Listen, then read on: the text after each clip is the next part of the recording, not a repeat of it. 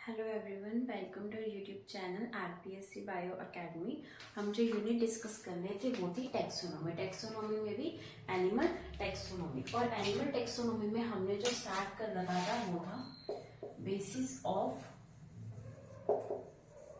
Animal classification.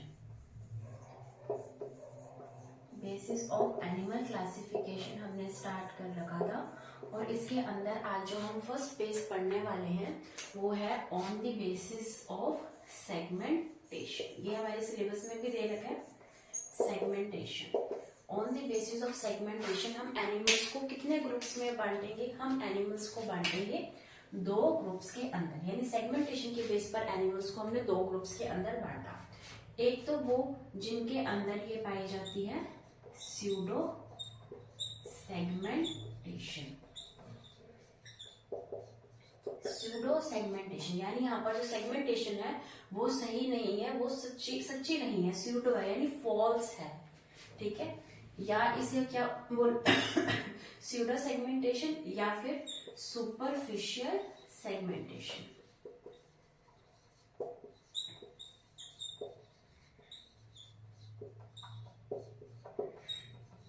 इसे बोला जाता है स्यूडो मेटामेरिज्म।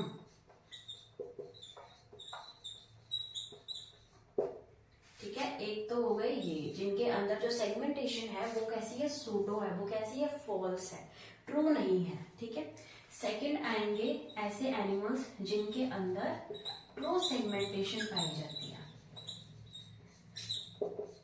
और इसे क्या बोला जाता है? इसे बोला जाता है मेटामेरिज्म। जिनके अंदर ट्रू सेगमेंटेशन पाई जाती है उन्हें क्या, उस प्रोसेस को बोला जाता है मेटामेरिज्म। अब स्यूडो सेगमेंटेशन और ट्रू सेगमेंटेशन का क्या मतलब है?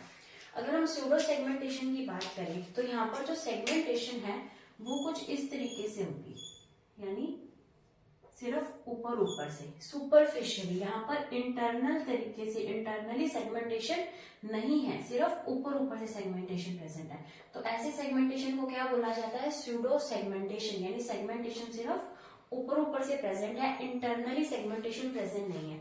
लेकिन ट्रू सेगमेंटेशन में क्या होगा कि जो सेगमेंटेशन होगी वो सेगमेंटेशन इस तरीके से, प्रॉपर सेगमेंटेशन यहाँ पर होगी। ठीक है, और यहाँ पर क्या होगा? कॉन्टिन्यूसली रिपीट्स होंगे,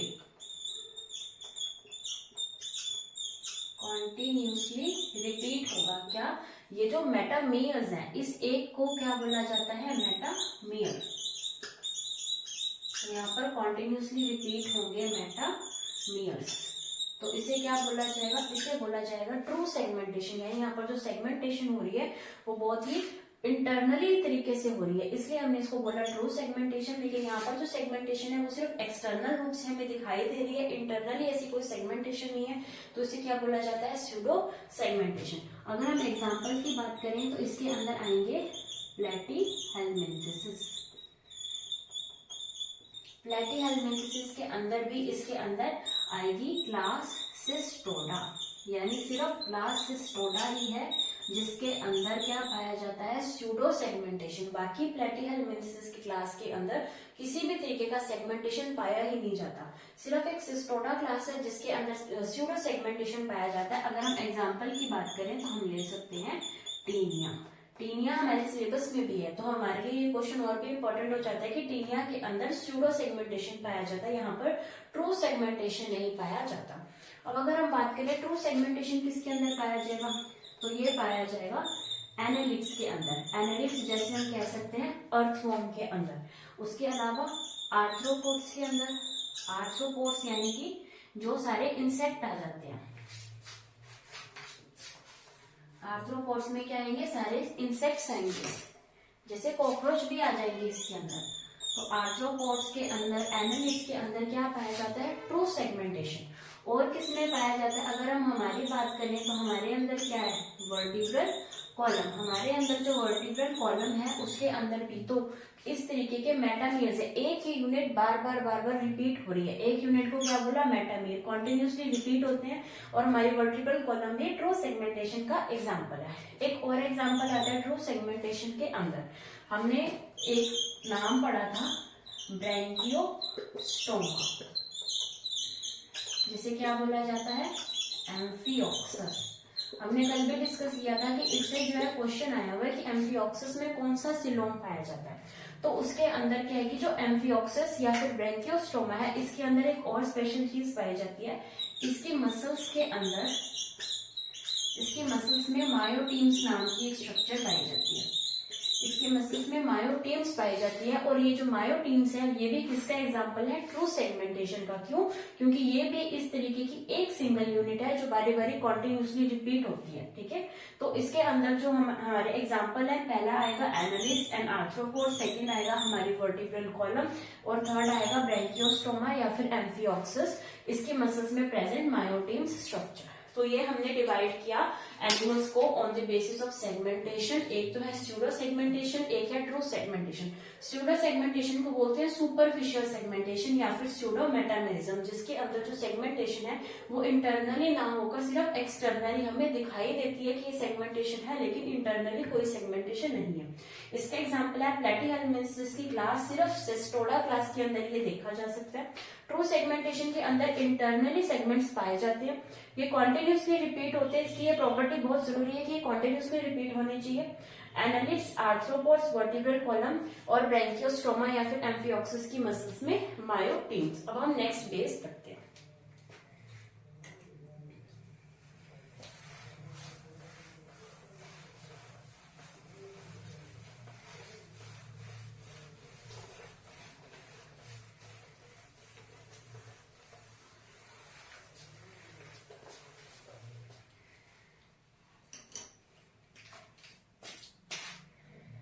नेक्स्ट बेस आएगा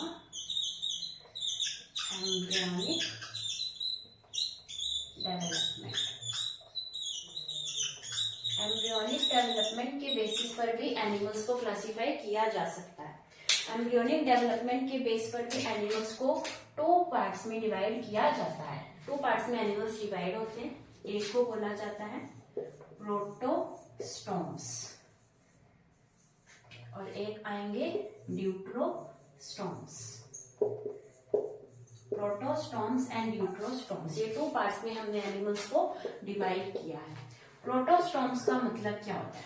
प्रोटोस का मतलब होता है फर्स्ट और स्टोम का मतलब होता है माउथ।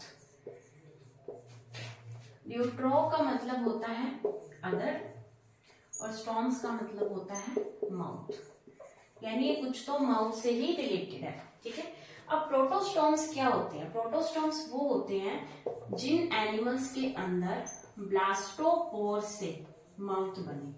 ब्लास्टोपोर से जिन एनिमल्स के अंदर माउथ बनता है उन्हें क्या बोला जाता है? प्रोटोस्टोम्स। लेकिन ब्लास्टोपोर के अलावा कोई भी अदर पोर से क्या बने? माउथ। ब्लास्टोपोर के अलावा किसी अदर से माउथ बनता है तो उसे बोला जाता है ड्यूट्रोस्टोम्स। अगर ब्लास्टोपोर से माउथ बनता है तो उसे क्या बोला जाता है? प्रोटोस्टोम्स। हम थोड़ा सा ब्लास्टोपोर को समझ लेते हैं।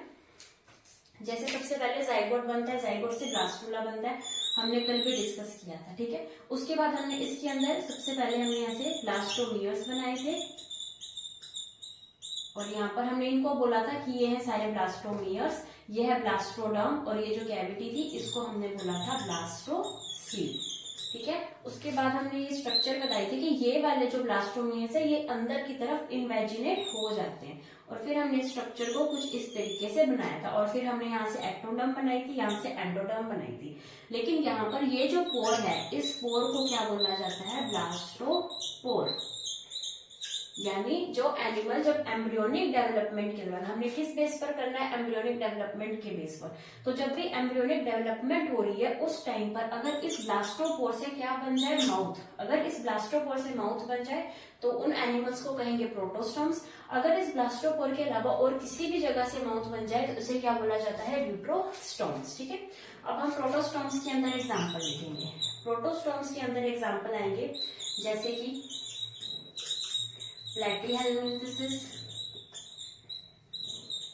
जैसे कि एस्केल्मिन्थेसिस, एनालिड्स, आर्थ्रोपोड्स और मोलस्का। और यहाँ पर एग्जाम्पल आ जाएंगे एकाइनोडर्मेटा, हेमिकोडेटा एंड कॉर्डेट्स। यानी हम किस तरीके के एनिमल्स हैं, हम है ड्यूट्रोस्टॉम्स, क्योंकि हम कॉर्डेट्स के अंदर आएंगे ना, तो हम ड्यूट्रोस्टॉम्स हैं। ठीक है, तो अब अगर हमने इनके एग्जाम्पल देखे तो हम इन एग्जाम्पल्स के बेस पर एक और कंक्लूजन निकाल सकते हैं, जैसे कि टोटली जो थे एसिलोमेट्स, जो थे स्यूडोसिलोमेट्स और जो थे शाइजोसिलोमेट्स, ये सारे कैसे होते हैं, ये सारे होते हैं प्रोटोस्टोम्स, क्योंकि एसिलोमेट के अंदर हमने क्या पढ़ा था, प्लेटिहेल्मिन्थेसिस, स्यूडोसिलोमेट्स के अंदर हमने एस्केलेमेंथिसिस पढ़ा था और कुछ माइनर फाइलम्स पढ़े थे, और शाइजोसिलोमेट्स के अंदर हमने ये तीनों पढ़े थे। और ये तीनों हमने कहाँ पढ़े थे, ये पढ़े थे हमने एंटीरोसिलोमेट्स के अंदर। तो इससे ये भी कंक्लूजन निकाल सकते हैं कि जो भी एंटीरोसिलोमेट्स हैं वो सारे के सारे ड्यूट्रोस्टोम्स हैं। ठीक है, तो इसके साथ ही हमारा जो बेसिस ऑफ एनिमल क्लासिफिकेशन है वो कंप्लीट होता है। अब हम पढ़ेंगे हमारे फाइलम की तरफ, और हमारा फर्स्ट फाइलम है फाइलम प्रोटोजोआ।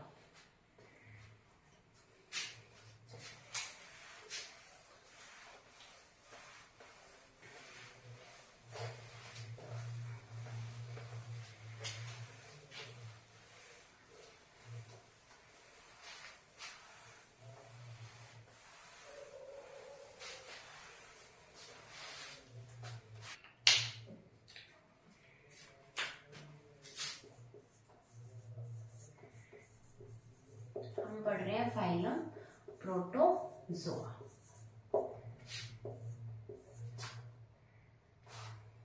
ठीक है, फाइलम प्रोटोजोआ, इसका मतलब क्या है? प्रोटो का मतलब होता है फर्स्ट, हमने अभी पढ़ा था, प्रोटोस का मतलब होता है फर्स्ट, और जोआ जो आया है ये आया है जू से, यानी एनिमल से, एनिमल से। ठीक है, यानी प्रोटोजोआ क्या है, फर्स्ट एनिमल्स हैं, प्रोटोजोआ फर्स्ट एनिमल्स हैं। हम प्रोटोजोआ को एनिमिलिया में नहीं रखते, हम प्रोटोजोआ को किस में रखते हैं, हम प्रोटोजोआ को रखते हैं प्रोटिस्टा किंगडम के अंदर। हमने 5 किंगडम्स पढ़े थे, मोनेरा, प्रोटिस्टा, उसके बाद फंजाई, फिर प्लांटे, फिर एनिमिलिया। तो उसके अंदर जो सेकेंड किंगडम था प्रोटिस्टा, उसके अंदर प्रोटोजोआ को रखा जाता है, और इसे क्या बोला जाता है, फर्स्ट एनिमल। इसे क्या बोला जाता है, फर्स्ट एनिमल, यानी पहले, सबसे पहले प्रकट होने वाले एनिमल्स कौन से थे, प्रोटोजोआ। ठीक है, अभी हम प्रोटोजोआ के बारे में पढ़ते हैं कि इनकी डिस्कवरी किसने की थी। प्रोटोजोआ की जो डिस्कवरी की थी वो की थी ल्यूवेनहोक ने। प्रोटोजोआ की डिस्कवरी की थी ल्यूवेनहोक ने, और प्रोटोजोआ जो वर्ड है वो किसने दिया था, प्रोटोजोआ वर्ड दिया था गोल्डफस ने।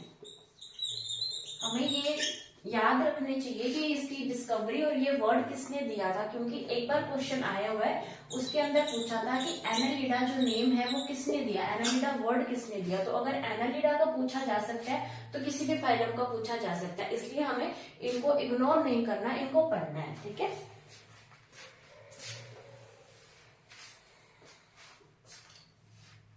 उसके बाद हम पढ़ते हैं कि ये थर्ड लार्जेस्ट फाइलम है।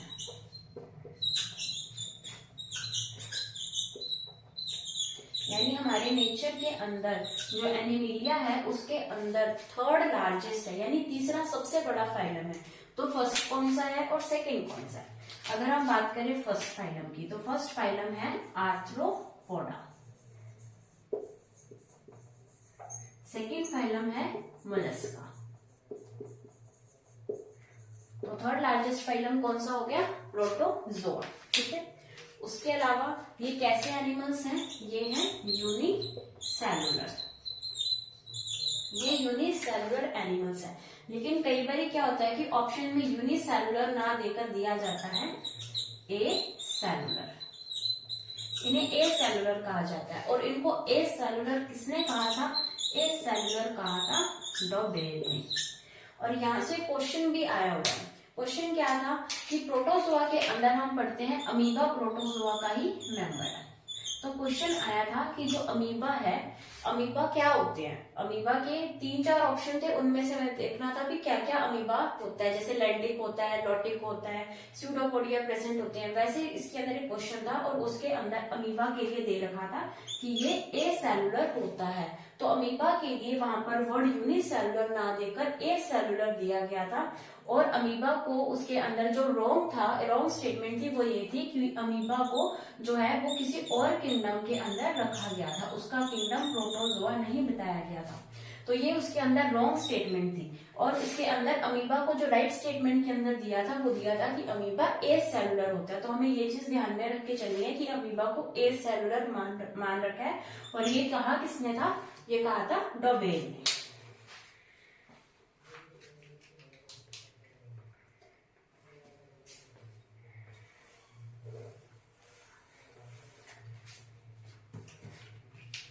उसके अलावा अमीबा जो होते हैं ये होते हैं माइक्रोस्कोपिक, सॉरी जो प्रोटोजोन्स होते हैं वो होते हैं माइक्रोस्कोपिक, यानी हम इनको अपनी आंखों से नहीं देख सकते। ये कैसे है, माइक्रोस्कोपिक। ये कैसे है, यूकैरियोट्स। सारे के सारे एनिमल्स ही यूकैरियोट्स होते हैं, इसलिए हम फर्स्ट के अंदर ऐसे इतना लिख रहे हैं, हम बाकियों के अंदर नहीं लिखेंगे। ये माइक्रोस्कोपिक होते हैं, ये यूकैरियोट्स होते हैं। और हम पढ़ चुके हैं इनके अंदर कौन सा ग्रेड ऑफ बॉडी ऑर्गेनाइजेशन होता है, हमने पढ़ा था प्रोटो से प्रोटोप्लाज्मिक, प्रोटो से प्रोटोप्लाज्मिक। तो इनके अंदर protoplasmic grade of body organisation पाया जाता है।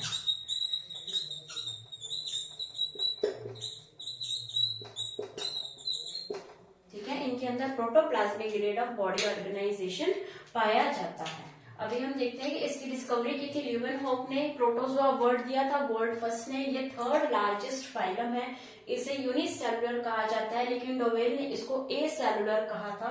ये माइक्रोस्कोपिक स्ट्रक्चर है, ये यूकैरियोट्स है, इनके अंदर protoplasmic grade of body organisation पाया जाता है। अभी हम आगे चलते हैं।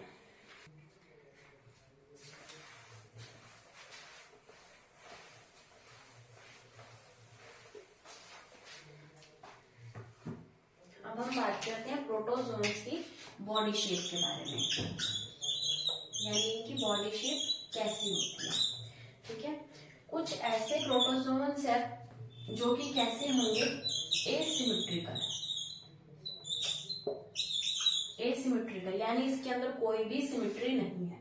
कुछ ऐसे होंगे जो होंगे रेगुलर, यानी इनकी कोई ना कोई तो सिमेट्री होगी, ये कुछ निश्चित शेप साइज रखते हैं। अब जो एसिमेट्रिकल है, ऐसे कौन से प्रोटोजोन्स हैं, तो सबसे अच्छा एग्जांपल आता है अमीबा।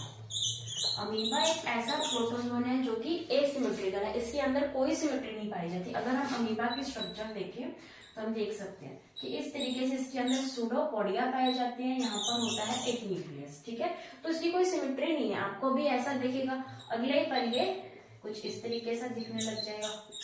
ठीक है, तो इसकी कोई भी एक फिक्स स्ट्रक्चर नहीं है। क्यों स्ट्रक्चर फिक्स नहीं है, क्योंकि यहाँ पर पेलिकल एब्सेंट होती है। पेलिकल एक मेम्ब्रेन होती है, यहाँ पर पेलिकल एब्सेंट होती है, इस वजह से ये एसिमेट्रिकल होता है। लेकिन कुछ ऐसे प्रोटोजोन्स होते हैं, मोस्टली ऐसे प्रोटोजोन्स होते हैं जिनकी बॉडी शेप रेगुलर है। रेगुलर का मतलब कोई ना कोई डेफिनेट बॉडी शेप रखते हैं। क्यों, क्योंकि इनके अंदर प्रेजेंट होती है पेलिकल।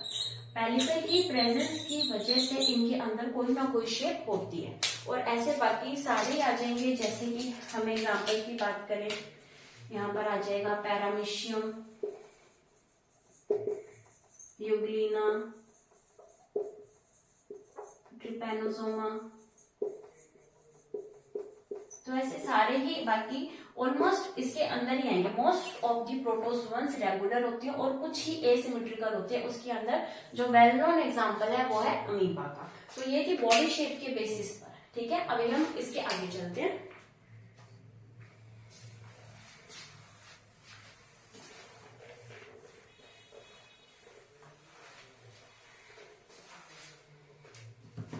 अब देखते हैं हम प्रोटोजोन्स का हैबिटेट, कि इनका आवास कैसा है, ये कहाँ कहाँ रहते हैं। ठीक है, हैबिटेट के अंदर अगर हम बात करें तो इनका हैबिटेट 3 तरीके का हो सकता है।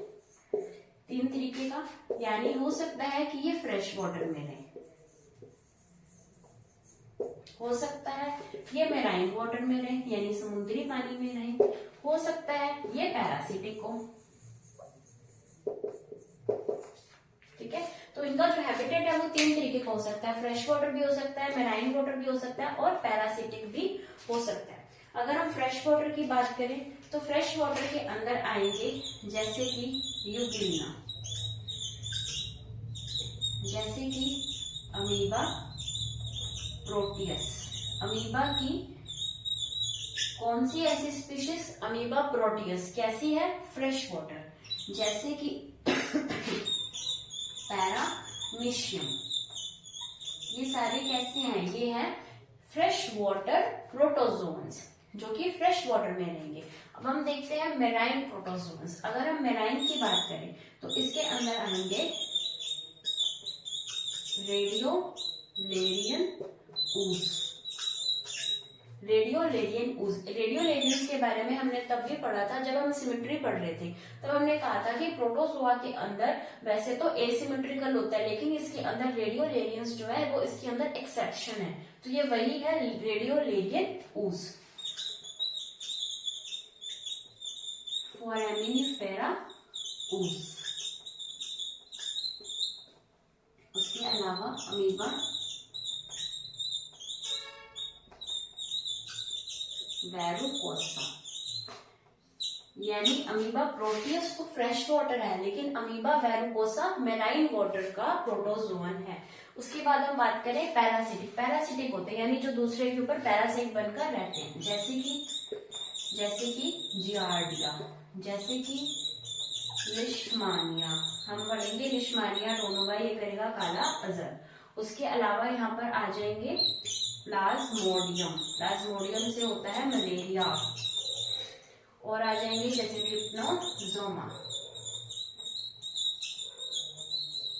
तो ये सारे कैसे हैं, पैरासिटिक हैं। कुछ ऐसे हैं जो फ्रेश वाटर हैं, कुछ ऐसे हैं जो मेराइन हैं, कुछ ऐसे हैं जो पैरासिटिक है। वैसे तो इसके अंदर बहुत एग्जांपल आ जाएंगे, लेकिन जो मेन एग्जांपल है जहां से क्वेश्चन आ सकता है हम वो डिस्कस कर रहे हैं। ठीक है, इसके अंदर जो सबसे इंपॉर्टेंट है वो यही है कि अमीबा प्रोटियस तो फ्रेश वाटर है, लेकिन अमीबा वेरुकोसा कैसा है, मेराइन वाटर प्रोटोजोन्स है।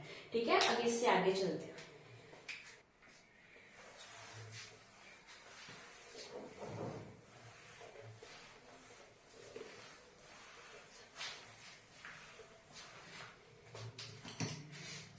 अभी हम देखते हैं कि कुछ एनिमल्स ऐसे हैं, प्रोटोजोन्स ऐसे हैं जो कैसे रहते हैं, सोलिटरी, और कुछ ऐसे हैं जो रहेंगे कॉलोनी में, यानी कॉलोनियल। जो कुछ प्रोटोजोन्स ऐसे होंगे जो बिल्कुल अकेले रहेंगे, लेकिन कुछ प्रोटोजोन्स ऐसे होंगे जो कॉलोनी को बनाकर रहेंगे। जो अकेले रहेंगे, सोलिटरी रहेंगे, जैसे कि अमीबा बिल्कुल अकेला रहेगा, जैसे कि यूग्लिना बिल्कुल अकेला रहेगा, जैसे कि पैरामीशियम बिल्कुल अकेला रहेगा। बहुत सारे एग्जांपल्स हैं। कॉलोनियल के हमारे लिए इंपॉर्टेंट है, क्योंकि कॉलोनियल पे गिने चुने हैं। जैसे कि अभी हम पढ़ के आए हैं रेडियोलेरियन ऊज और फोरामिनिफेरा ऊज। तो ये क्या है, ये बनाते हैं कॉलोनी, ये एक कॉलोनी में रहते हैं, ये अकेले अकेले नहीं रहेंगे, ये एक कॉलोनी बनाकर रहते हैं, और ये सारे कैसे रहते हैं, अकेले अकेले। ठीक है, अब इसके अंदर एक नाम आता है लोरिका हाउस। लोरिका हाउस क्या होता है, अगर हम बात करें लोरिका हाउस की, तो लोरिका हाउस ऐसा है कि जो कुछ प्रोटोजोआ होते हैं, कुछ प्रोटोजोन्स होते हैं, उनके ऊपर एक लूज कवरिंग पाई जाती है। कुछ प्रोटोजोन्स के ऊपर कुछ लूज कवरिंग पाई जाती है। किसकी पाई जाती है, कैल्शियम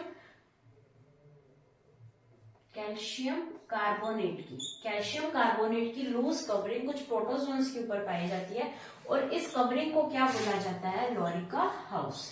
इसे बोला जाएगा लोरिका हाउस। ठीक है, तो हमने यहाँ पर देखा कि कुछ अकेले रहते हैं, सोलिटरी, कुछ कॉलोनी में रहते हैं, और हमने देखा लोरिका हाउस। अब हम पढ़ते हैं न्यूक्लियस के बेस पर।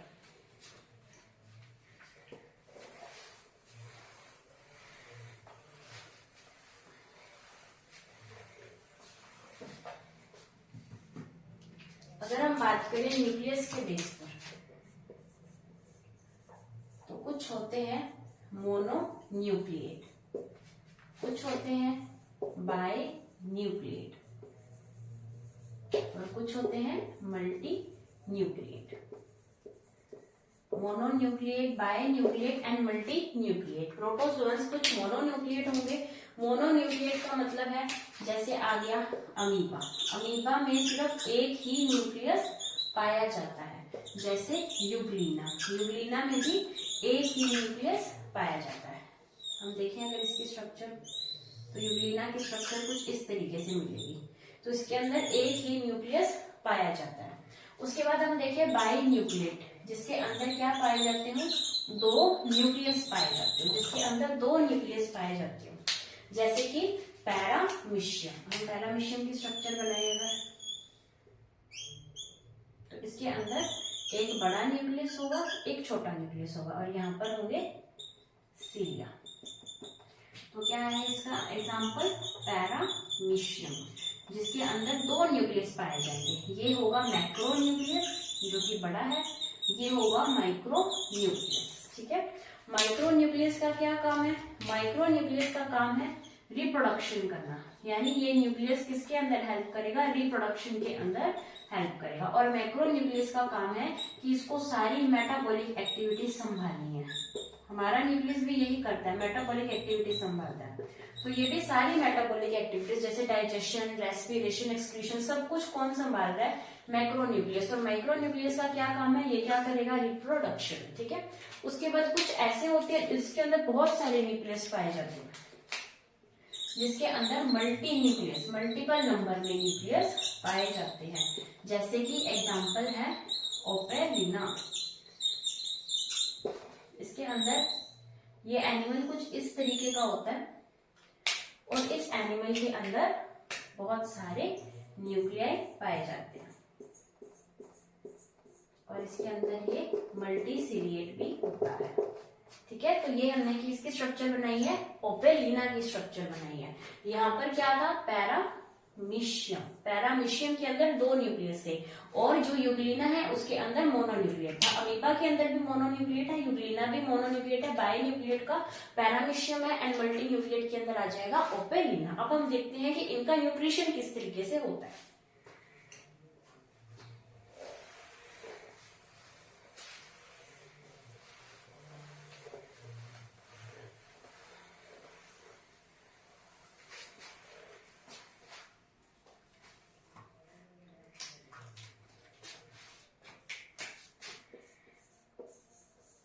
हम बात करते हैं न्यूट्रिशन का बेस, कैसे किस तरीके से अलग अलग तरीके से ये न्यूट्रिशन गेन करते हैं। कुछ जो होते हैं वो शो करते हैं होलोफाइटिक। होलोफाइटिक का मतलब क्या था, ये हम पहले भी डिस्कस कर चुके हैं कि होलोफाइटिक का मतलब क्या होता है। होलोफाइटिक का मतलब होता है कि इनकी जो फीडिंग होती है, ये जो खाना खाते हैं, फीडिंग लाइक प्लांट्स, ये प्लांट्स के जैसे फीडिंग करते हैं। प्लांट्स क्या करते हैं, अपना खाना खुद बनाती हैं, तो ये प्लांट्स की तरह फीडिंग करेंगे, यानी अपना खाना खुद बनाएंगे। तो कुछ प्रोटोजोन्स ऐसे हैं जो अपना खाना खुद बनाते हैं। तो हम इसके अंदर अगर एग्जांपल लिखे तो हम लिख सकते हैं क्लेमाइडोमोनास। हमने पढ़ा है क्लेमाइडोमोनास, हमने किस ग्रुप में पढ़ा था, हमने क्लेमाइडोमोनास पढ़ा था प्रोटिस्टा ग्रुप के अंदर, है ना। लेकिन हमने प्रोटोजोआ भी प्रोटिस्टा ग्रुप के अंदर पढ़ा था। हमने प्रोटोजोआ फाइलम भी किसके अंदर पढ़ा था, इस प्रोटिस्टा किंगडम के अंदर पढ़ा था। तो इस प्रोटिस्टा किंगडम में क्लेमाइडोमोनास भी आती है, इसलिए हम इसको इसके अंदर रख सकते हैं। ठीक है, कुछ ऐसे होते हैं जो प्लांट्स की तरह फीडिंग करते हैं, कुछ ऐसे होते हैं जो एनिमल की तरह फीडिंग करेंगे, जिसे बोला जाएगा होलोजोइक। होलोजोइक क्यों, क्योंकि ये किस तरीके से फीडिंग करेंगे, ये करेंगे फीडिंग लाइक एनिमल्स। ये एनिमल्स की तरह फीडिंग करेंगे, यानी ये दूसरों के ऊपर डिपेंडेंट होंगे खाने के लिए। तो इसके अंदर क्या आएंगे, जैसे कि अमीबा आ गया, जैसे कि यूग्लिना तो हमने ले लिया,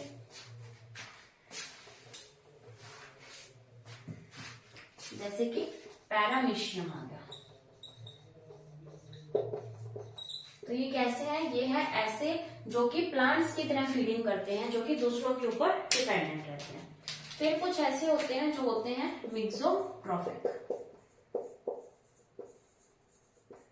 मिक्सोट्रॉफिक का क्या मतलब है? मिक्सोट्रॉफिक का मतलब है कि ये फीडिंग करेंगे प्लांट्स के जैसे भी प्लस एनिमल्स के जैसे भी, प्लांट्स और एनिमल्स दोनों के जैसे फीडिंग करेंगे। और इसका सबसे अच्छा एग्जांपल क्या है? यूग्लिना, क्योंकि ये दोनों की तरह ही करता है। यूग्लिना एनिमल की तरह बिहेव भी करता है, प्लांट्स की तरह भी बिहेव करता है, इसीलिए यूग्लिना को क्या कहा जाता है? इसे कहा जाता है कनेक्टिव लिंक। यह है connective link between plants and animals. Plants and animals के बीच में जो कनेक्टिव लिंक है वो कौन है? यूग्लिना। और इसका सबसे बड़ा एक चीज क्या है कि ये प्लांट्स की तरह भी खाना खा सकता है और एनिमल्स की तरह खाना खा सकता है, यानी ये फोटोसिंथेसिस भी कर सकता है और ये दूसरे प्लांट्स पर डिपेंडेंट भी रह सकता है। उसके बाद कुछ ऐसे होते हैं जो होते हैं पैरासिटिक, यानी जो कि दूसरे एनिमल्स के ऊपर पैरासाइट की तरह बैठे हैं। तो ऐसे होंगे जैसे इसके अंदर आ जाएगा ट्रिपैनोसोमा, जैसे कि जियार्डिया, हमने जो भी पहले लिखे थे सारे आ जाएंगे। लिशमानियम, तो ये सारे कैसे हैं? ये है पैरासिटिक, यानी कि ये क्या करेंगे? ये करेंगे फूड को एब्जॉर्ब। ये कैसे क्या करेंगे? ये करेंगे फूड को एब्जॉर्ब। कहाँ से करेंगे? होस्ट से। फूड को एब्जॉर्ब करेंगे फ्रॉम होस्ट, होस्ट से फूड को करेंगे एब्जॉर्ब। और ये कौन से प्रोसेस के थ्रू करेंगे? ये करेंगे ऑस्मोसिस। ऑस्मोसिस के थ्रू ये फूड को एब्जॉर्ब कर लेंगे होस्ट के अंदर से, इसलिए इन्हें क्या बोला जाता है? पैरासिटिक। और ऑस्मोसिस से करेंगे तो इन्हें क्या बोला जाएगा? ऑस्मोट्रॉप्स। ठीक है, तो इन्हें बोला जाता है ऑस्मोट्रॉप्स। इनको ये पैरासिटिक प्रोटोजोन्स को, ट्रिपैनोसोमा, जियार्डिया, लिशमानिया, जो भी एनिमल्स ऑस्मोसिस के थ्रू अपना फूड को एब्जॉर्ब करते हैं उसे ऑस्मोट्रॉप्स कहा जाता है। हमने फंजाई को भी यही कहा था। ठीक है, तो इसके अंदर अब जो क्वेश्चन आया हुआ है वो यही आया हुआ है कि ट्रिपैनोसोमा जो है ट्रिपैनोसोमा, वो अपना फीडिंग, वो अपना न्यूट्रिशन किस तरीके से करते हैं, और उसके अंदर जो ऑप्शन था वो यही था, ऑस्मोट्रॉप्स। और ये क्वेश्चन आया हुआ है असिस्टेंट प्रोफेसर 2016 के अंदर। तो हमें इसलिए हर एक चीज को अच्छे से पढ़ के जानना है कि क्या पता कौन से एग्जाम्पल से क्वेश्चन बन जाए। ठीक है, तो आज के लिए हम इस लेक्चर को यहीं खत्म करते हैं। उसके बाद अभी हमारा प्रोटोजोआ और पढ़ा है, हम नेक्स्ट लेक्चर के अंदर प्रोटोजोआ करेंगे। ठीक है, थैंक यू।